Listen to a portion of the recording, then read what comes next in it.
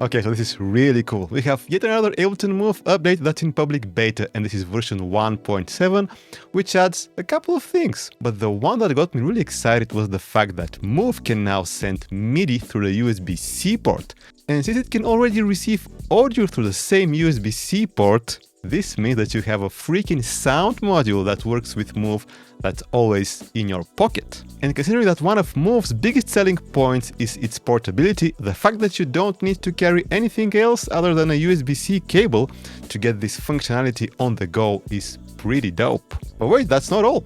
This 1.7 update opens up the full synth engine of Drift for tweaking and programming your sounds right on the actual device. Previously, we were limited to the macros that were mapped for each preset with no way to access all the parameters, so this gives us way more flexibility when it comes to getting patches to fit better in our tracks, you know, like on a proper synth. So let's dive in and see how these new features work, and I rarely ask this at the start of the video, but I'd really appreciate it if you do me a solid by hitting that like button down there and subscribing if you are new here. Alright, first let's see how this phone as a sound module thing works. Ableton's release notes state that when Move is in standalone mode, other hardware with a USB-C host port can now connect to Move via its USB-C port.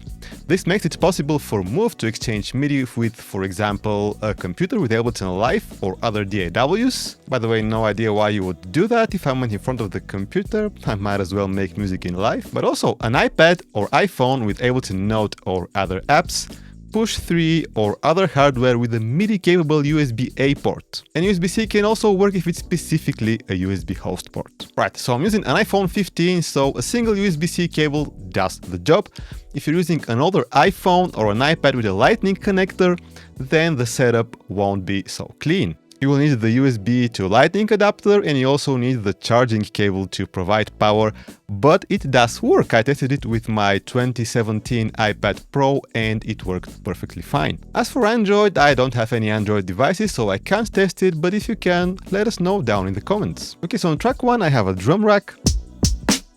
This would provide the drums, and on tracks 2, 3 and 4 I have loaded an empty sampler, just so I don't have any sound being generated inside Move, since we're gonna be using sounds from an app on the phone. And I've covered this in previous videos, but for people who aren't aware, by pressing Shift and pressing the button of the track, you have access to the MIDI out and MIDI in settings. So you can set each track to send MIDI on a different channel. So this one sends MIDI on channel 1, this one sends MIDI on channel 2, and this one sends MIDI on channel 3. It's absolutely crucial to set these MIDI channels on your app as well.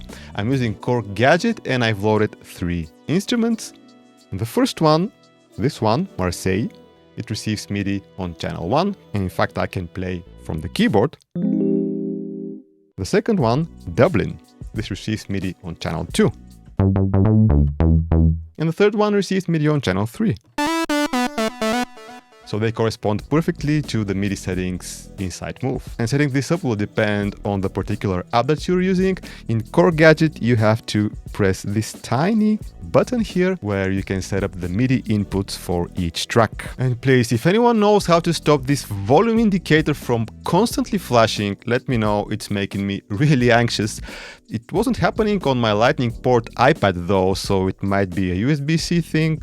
I don't know. Super annoying. Oh, also forgot to mention that in order to hear your sounds from the phone through Move, you need to turn on the monitoring in the sampling section. So let's try this by making a quick beat.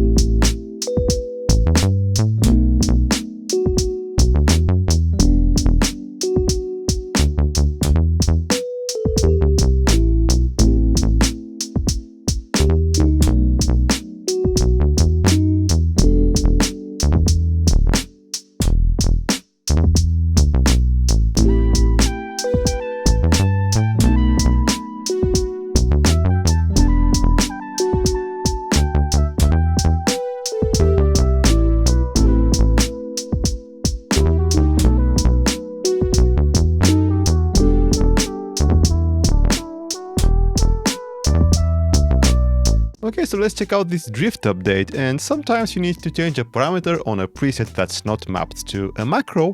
And now you can do that because you have access to the full Synth engine. Now, of course, with this limited user interface, programming drift isn't ideal as there's a bit of menu diving, but it's doable.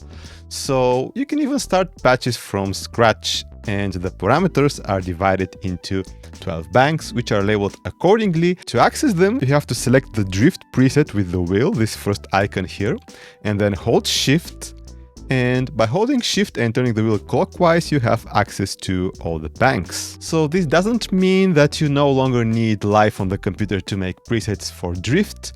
Doing that would be far more practical, as being able to see the whole UI at a glance makes it much easier to jump between different components of the synth while fine-tuning your patches. Still, Ableton have done a good job at grouping the parameters in a way that makes sense for building and tweaking patches.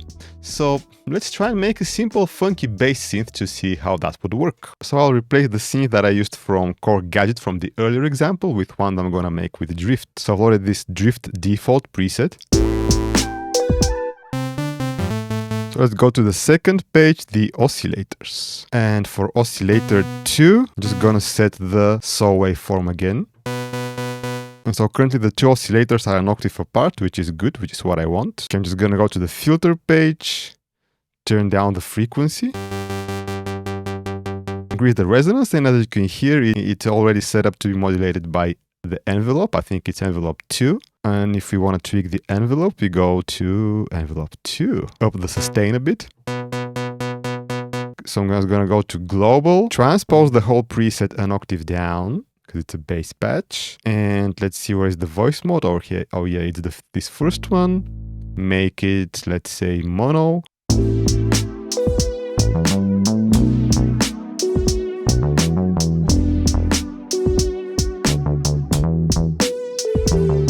Oh, and on a bit of an unrelated note, I just noticed that Ableton have made their products available on Tone, so we can buy Move or Push 3 from Europe's biggest music gear store, and not just from Ableton's own store. I have affiliate links to these products in the description down below, which helps support the channel at no extra cost to you. And I also have some cool Ableton Live packs, which you can also check out from the link in the description, free and paid packs, and one of them also works on Ableton Move. And so that's all for this video. Catch you in the next one.